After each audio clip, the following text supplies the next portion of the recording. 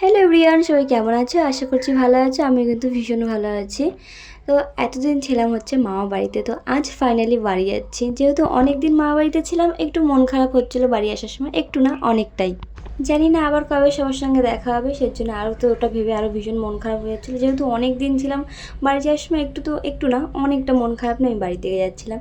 এদিকে ভাই আমাকে দিয়ে আসতে যাচ্ছে, আর এদিকে আমি তো কিছু ভিডিও ক্লিপ করছিলাম, একটু মনটা ভালো করার জন্য ভিডিও ক্লিপ করছিলাম। এদিকে দেখো কি সুন্দর, আমার না এই জায়গাটা ভীষণ ভালো লাগে। আমার তো ভীষণ মামাবাড়ির এলাকাটা ভীষণ পছন্দ আমার।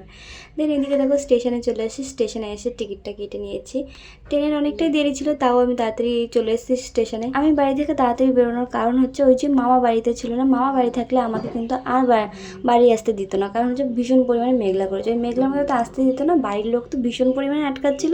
আমি কারো কথা শুনিনি, কি যেহেতু অনেক দিন এসেছি বাড়িতে তো যেতেই হবে।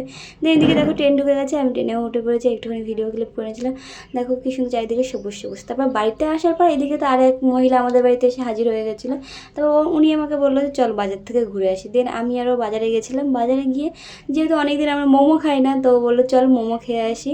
এদিকে দেখো আমরা দুজনে মিলে মোমো নিয়ে নিয়েছি মোমো খাওয়ার জন্য। আর এদিকে আমি ভিডিও করছিলাম, ও একটুখানি কায়দা দিচ্ছিলাম।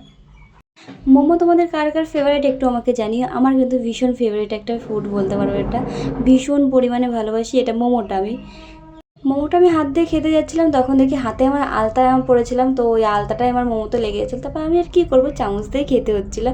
আমার না চামচ দিয়ে খেয়ে ঠিক পোষায় না, কারণ বাঙালি মানুষ না চামচে ঠিক পোষায় না আমাদের বাঙালিদের, যেটা বলি।